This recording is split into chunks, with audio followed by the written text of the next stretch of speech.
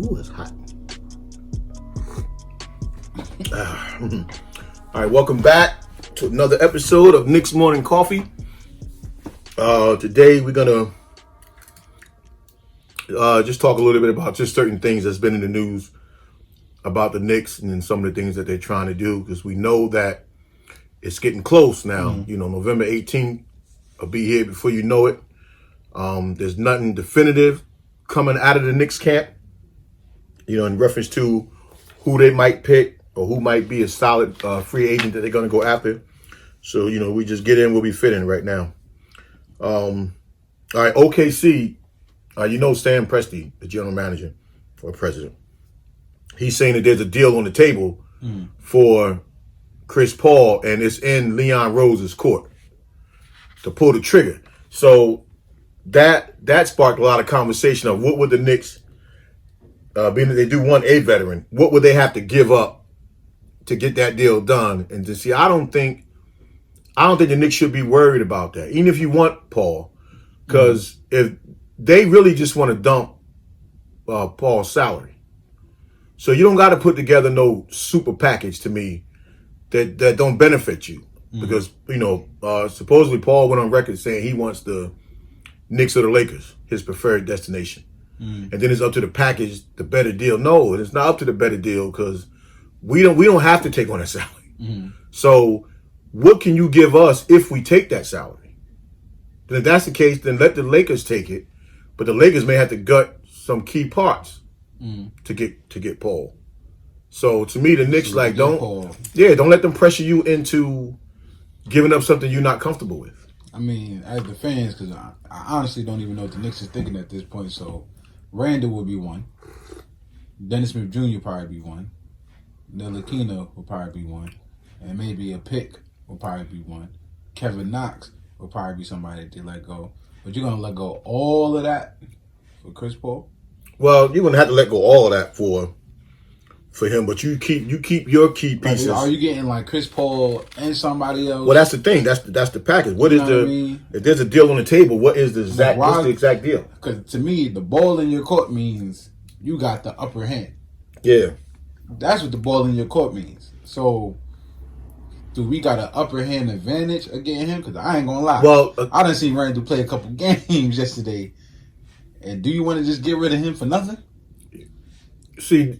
Yeah, and now I don't want him, but now he's looking kind of good. So let me jump to this. I was going to talk about that towards the end of the show today. But the thing with Randle, to me, first the upper hand for the Knicks is not what Sam Presti means by the upper hand. He means right now the deal's on the table. If you want it, you have a choice right now to get it. That's what he means by like a first choice, probably. Upper hand. Right, but that's the snow job that people try to run. You know, because Leon Rose he was an agent. So as a president, you know, you may try to sneak the language in there, and that's probably why they too held on to Scott Perry. So you could learn the nuances of being a president. You know, but yeah, they try to sneak that in there. But in terms of with Randle, okay, you get rid of Randle, you get rid of Randle.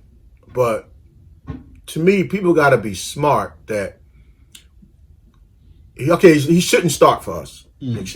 Providing an injury, but he still can come off the bench because he's a bucket getter, and he can come off the bench and he can be in that 6th man of the year category. There's enough. We got enough pieces on that bench as far as coaches to convince him to come off the bench, because you haven't really done anything yet in this league, but you can get buckets.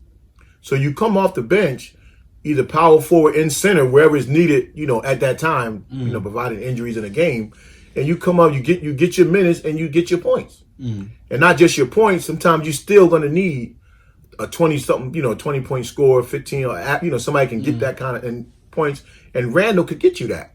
So sometimes we just too fast. Now, if he goes, because you need the salary, then he goes. But if you keep him and you can bring him off the bench and service him for what he can do for you, he ain't never going to be defensive player of the year. You know, he ain't never going to be on the 3rd defensive team. But he's a guy that can get out there and get you buckets, and he does rebound the ball, and he is active. So he's not like a stiff that if we keep him, we just stuck with a bad contract. He does have some value. And that's what I'm saying. Chris Paul kind of humbles the whole team because now they're gonna look to him for the advice. They're gonna look to him to be the leader. They're gonna look to him for everything. So getting Chris Paul and letting all these players go. Now, do you really want to let them go now that you got a Chris Paul? Like now it's gonna be like Dennis Smith Jr. If you're gonna let him go, just let him go. You know what I mean? Let him shine somewhere else. Ntilikina, it's been a while. I don't really want to give up on him, but if you're gonna let him go, let him go. But now the contract, I think Randle do got one of the biggest contracts.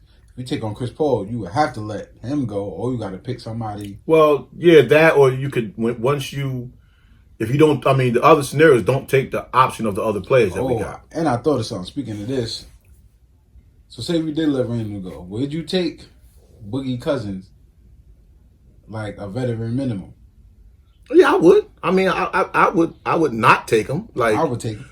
You know, I ain't saying that he had to understand you're not the total centerpiece, you know, of our team. But I would take him to come off the bench. Yeah, I mean, I'd take him. I'm like, yo, listen, y'all gotta understand. Robinson, a young dude that's he's gonna get in foul trouble. I don't think he's gonna learn his lesson from last year to this year that fast. And I feel like you can put both of them on the court. But he did better. He did better last year, though. Yeah, that's what I'm saying. It's like just come off the bench. You ain't got to get hurt. You ain't got to go crazy with the minutes. You ain't got to play the last stretch. Just come off the bench. No, I mean, I would do it. I don't want to do it, but yeah, that's something I would do. Okay, how about this one? To talk of Blake Griffin, right? Who has 2 years left on his deal, $35 million each. For Peyton, Bobby Portis, or Taj Gibson. Oh, yeah, do that. You do that? Yeah, I'll do that. Yeah. Now, is he? So he would be considered. But that's not the kind. Is he a star player? Does he bring star? But he would be considered. He would have to be considered one of those type of guys. Let me rephrase that. He's one of our star players, but he's not the star. All right, so why would you do it? Then why would you do it? Because now whoever you draft, that's gonna at least build the team. Like, you know what I mean? Like, we're gonna have scoring. We're still gonna have Randle. You go get one of them. I know. See, I know you say that. But let me just. Randle is not my guy. I'm just saying that I wouldn't just throw him away. No. I know, but you say like I definitely want to. No, I ain't starting no fight if we keep Randle. But I ain't trying to like just throw him away for nothing when he's 20 points. Go ahead. No. So what I'm saying is, 'cause you know me how I feel about Randle. I don't think he should be like just being the guy. With Blake Griffin there, of course he's gonna be the guy. Like, he's gonna be the one. All right, let's go get him to drop 30. Randle dropping 30, he was too erratic for me. Like, he was too like doing the spin moves, and it's like, yo, man, just score and call it a day. Like, at least Blake Griffin, I'll give him that. He scores and calls it a day. Like, that's it. Yeah. Two dribbles, boom, turn. He's gonna score. Yeah. So I wouldn't really mind. Again, I could do that deal because with Blake, he's a willing passer. So would I really make him the star? I think with him, I would still try to go through RJ. Because after playing with Paul in the past, Blake knows how to find his spot. I wouldn't just say I'm going to give you the ball and you take us home. But I would still try to, because he's a willing passer and he can hit a little 10, 15 footer, he rebounds and he can still run the floor a little bit. I could see him being a good guy for us. I mean, that's not giving up too much. And think about it. We can have we don't need no LeBron to make our own LeBron team. Like, look what I said. Like, we can get Boogie Cousins for a veteran minimum. You got Robinson. You could draft another big dude. You got the other dude Wooten. That's a big lineup right there. Then you can get two of these new guards, a shooter. You got Blake. If you did get Blake Griffin, you got Blake Griffin. Yeah, but you need that. Even if it's coming off the bench, you need that stretch four. For this whole thing to work with Mitch, even if he doesn't start, because at some point you'll be on the court together, you need to have that stretch four on our team. I think we'll find it. So, yeah, that's what I mean. So when you come out, you'll see now, they got Blake Griffin. Oh, they got this. Let's just say, Kyra Lewis, y'all got him. Y'all got this guy. And then y'all took Boogie Cousins. I'm just throwing him in there because somebody brought that to my attention. Like, he's on the injury. Then nobody picked him up. And y'all picked him up. Yeah, but if I got Blake, if I got Blake and Boogie Cousins, then I want a veteran guard. if I got them, for some reason, because to me the whole purpose of getting a young guard in this draft is somebody who can push and get in the lane. You're not pushing and getting in the lane. Now I feel like Ntilikina can handle that because he can handle getting the ball around. It's just that when it came from him shooting, like last year, he did way better. When it come to him taking that shot, he wouldn't take it. But I'm pretty sure one of them going to tell him, take that shot. Well, yeah, he definitely he needs. And if he don't, Dennis Smith Jr. going to take it. So either way, y'all keep forgetting we got him. So no, we don't forget. But that's still that one was kind of like intriguing because I haven't really heard that one as far as this year. Okay, how about this? Okay, with the Warriors. Now I'm just really saying this. And better yet, let me get this over. Right now, we got the Miami versus Dallas championship game, and they got I'm not gonna say rookie, but they got Dwayne Wade and a whole bunch of big guy veterans on their team, so it can work. Yeah, that was a good. No, he wasn't a rookie, but that was a good team. So they take Dwayne Wade out and put RJ and Dennis Smith Jr. there, and all them veterans I just named. Nah, it won't be the same. It ain't gonna be the same, but because Wade was looking for his shot. Yeah, some other guys they don't look for their shot. But and it worked because of Wade. But yeah, they didn't win that championship just because of him. Look at all those. They had a lot of all stars, former all stars on that team. Okay. All right, Mitchell Robinson. Right. So now the thing that came out earlier this week, late last week, with the Warriors. And this, I'm sure this one was just talk. Willing to trade the number 2 pick for our number 8 pick. Plus, they get Mitchell Robinson. Yeah. I know that. Yeah, that makes me all. And either I'm missing something that was in there, or do you really think we stupid? Like, do y'all really think we stupid? I don't even want to hear Mitchell Robinson's name unless he's talking about Hi, I'm Mitchell Robinson. That's the only time I want to hear his name. Yeah, that was yeah. I must have missed something. Had to be a part of that trade, but to me, the way this is going, there's nothing now at 8 that you can't, or nothing at 2 that you can't really get at 8. The way this is going, like what the heck you? So, but again, it's up to the Warriors. That's your job to try because of the history with the Knicks. You know what I mean, but you don't do no crazy. You know what? Like I'll get a Mitchell Robinson. I want Curry and Klay Thompson. Yeah, okay. Now you throw a package in there for Klay. Now we can talk about it. But that's just I want Curry and Klay. Yeah, that's just a dumb trade. You're gonna try to give us Danny Green, and I like Danny Green. But who? There's nobody at 2. That's just dumb. Yeah. But anyway, I thought that was like gonna be something funny to talk about. Okay. All right, Christian Woods. All right, now his name is coming up, but I don't know if now it's starting to be for all the right reasons because a lot more teams are starting to be interested in him. But to me, I think the Knicks, don't let that slip through your fingers. And I've heard a few people say they not that high on Christian Woods. Okay, true. Like most guys we bring in, they're going to have to almost go into that. If we don't get a star, they're going to have to play into that star role. Kind of like what we pushed on Randle. And that just wasn't his thing. And that could be the same thing for Woods. But Woods has that, at his height, and his mobility, he can go inside and outside, so he can complement wherever Robinson is. Because he can shoot, he got a little post game, he moves around. So that kind of guy and he can hit the 3. So he complements Robinson, and given more minutes and touches, he's one of those guys that can go to that level. Because he got game. Like he ain't one of them guys you throwing out there because he's 6'11", knocked down a 3-pointer. He got game. So you plug in a him or a Bertans in that spot, you got something. Even if you still go out and get a star. The problem is, let them loose then. Like y'all let Randle loose, work. I'm gonna say that again. But if you're gonna let these young boys loose, just let them loose then. Yeah, they ain't really let Randle loose though. They didn't. So because when y'all gonna let them loose then. When you turn Randle just got the ball and just did that. But when you let somebody loose, that means you as a coach, you studied that player's game, the things that he may do. and then you put the other players in position. That's when you turn somebody loose. Don't turn me loose if I'm just not trying to defend Randle, but don't say you turning me loose knowing I'm going to do my stupid spin move, but you're going to leave Taj Gibson right there on the other block, so his man is still standing there when I spin it.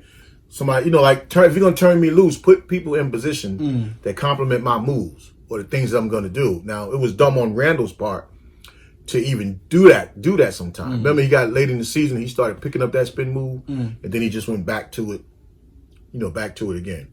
But that's turning somebody loose. But the Knicks got a history of not. But then he'll have a good stretch. My thing is he'll have a good stretch of just getting the ball, simple jab, pull up.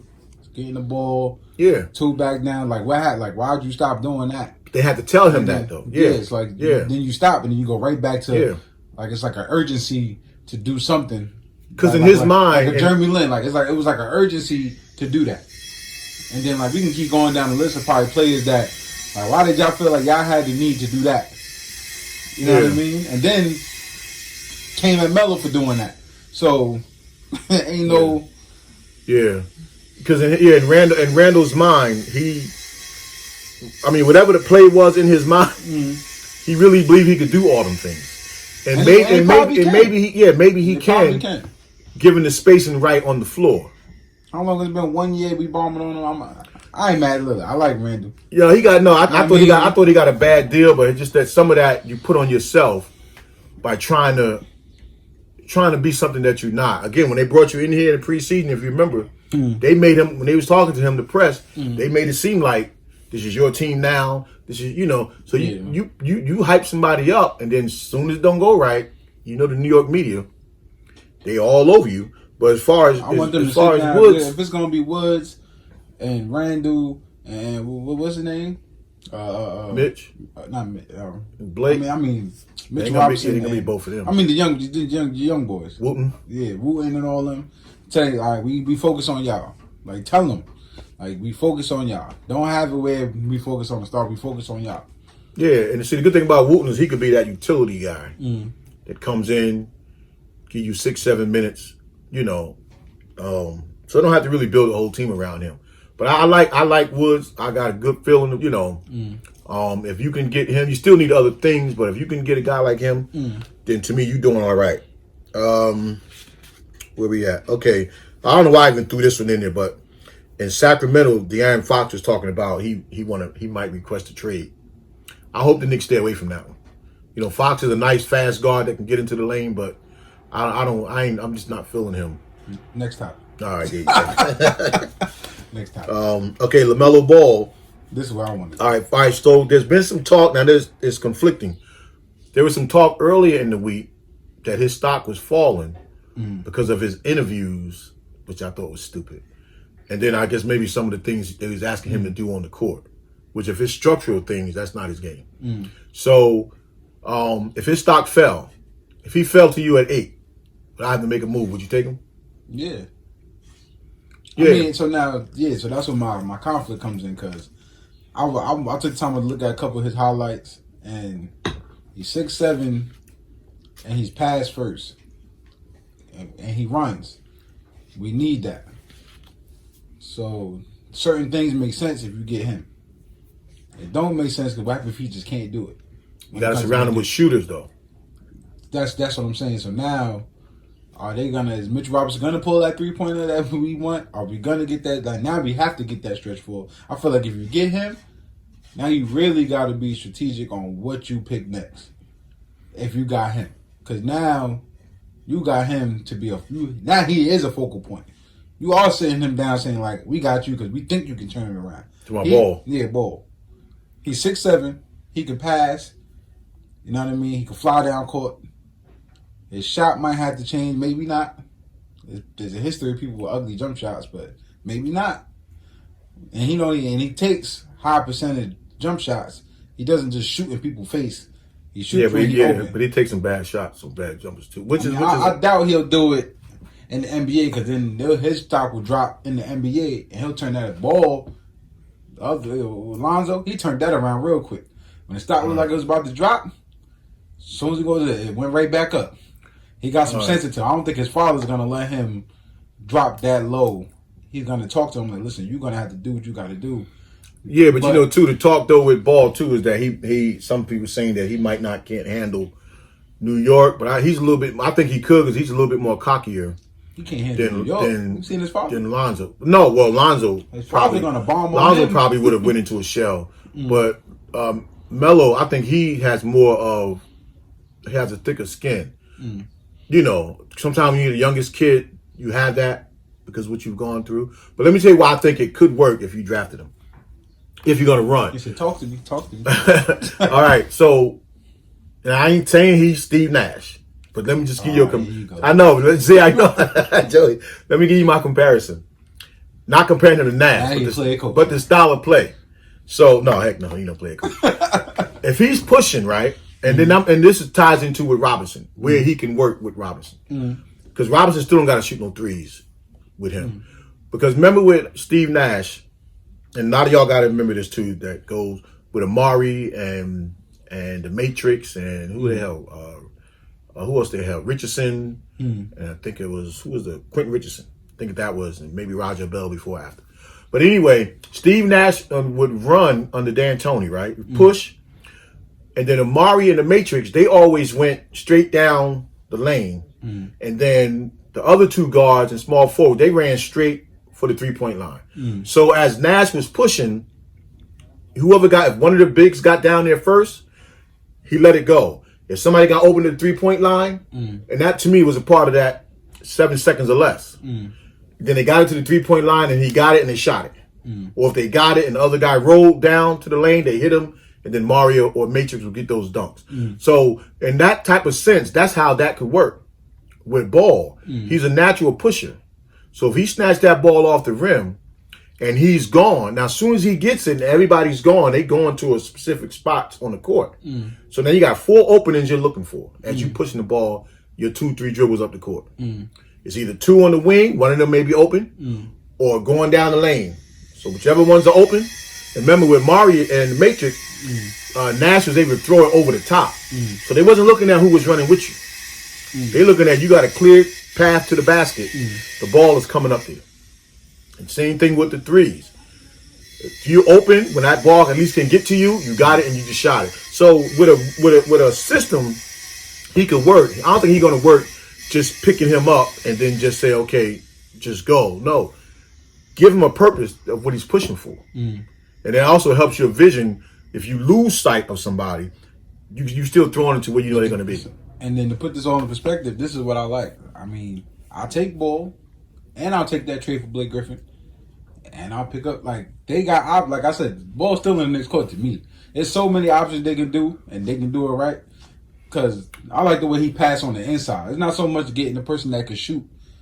Like, I was seeing how he was passing one of them guards that can hit the big man right there in the pocket. Yeah. Without looking. Yeah, he's accustomed to that. He's been doing that all his life. Say Matt. No, I ain't comparing him to Steve Nash. I'm just talking about if you put him in that style of play, a lot of stuff Steve Nash, this is a 2-time, player of the year, so I'm not putting him in that category. I'm just saying you give him the ball with a purpose to push. It's going to take a while to catch up to the half-court game. But the way it is in the NBA today, there's really no half-court game. The star players just getting it. They're dribbling around until they open. And then they're taking a shot. Now look at this. Yeah, call me. All right, so look at this. The NBA thing I was watching all week. I've been watching their mock draft on the NBA channel. Now guess who they got us? I haven't even really talked about this name through this whole process because I never thought he would be there. Killian Hayes. Oh, okay. So they got us taking Killian Hayes, and then the interesting part is everybody from 7, 8, 9, 10, and 11 was guys that we were projected to take. All those guys are in that. So that just tells me, and nothing is for certain, that the Knicks, whoever's on your board, you're gonna get. You're gonna get one of those 3 or 4 guys that's at the top of your board. Because if a guy which he's not gonna slip, because I think Detroit is taking him over Halliburton. So I don't think Hayes is slipping. But if a guard like that, a true point guard, can slip to you, now I'd rather have Kyra Lewis for different reasons. Put it this way, I would take Hayes if we got a solid team. if our team is uncertain, I would take Lewis because he can push it and still more guys can create. But Killian Hayes is more of a point guard, So, and then you see this one has Lamelo Ball at number 1. All right, last thing I want to talk about real quick was it was something came out earlier in the week that at a James Wiseman's camp that he didn't want to go to Minnesota. So if that's true, and he said he didn't want to go to Minnesota, first, that would throw off other people's draft card. Second, if Minnesota honored that, if they really considered him and they honored that, and he didn't want to go there because I guess Cat is a center, and he want to go somewhere and be the man. But if Minnesota honored that, if that got out, will other players try to pull that to try to land where they want to go? You know what I mean? Like we're with somebody else who might be number 1 say, okay, you know what, I don't want to go. Maybe somebody want to come to the Knicks and try to pull that type of star power so that other people don't draft him. Now, I draft you anyway. I don't care. You know what I feel like is going to happen? It's going to be one of those things where they put on that, he going to put on that Minnesota hat and it's going to be like, you just been traded to the New York Knicks for this person. I mean, hey, we're going to see. So that's just some stuff we want to talk about today. You want to ask people to subscribe? We only got 2 new subscribers this week. We only got 2? Yeah. All right, so I need y'all to call y'all cousin and ask them to subscribe. Any other? I'm gonna give y'all a minute. Go ahead. Hit the like buttons. Do what you gotta do. I know some of y'all got a brother or sister or something. All right, let's get out of here. All right, so we hope everybody is safe. We hope everybody voted. If you're going to go out and protest, please do so responsibly. And see y'all next week. Peace.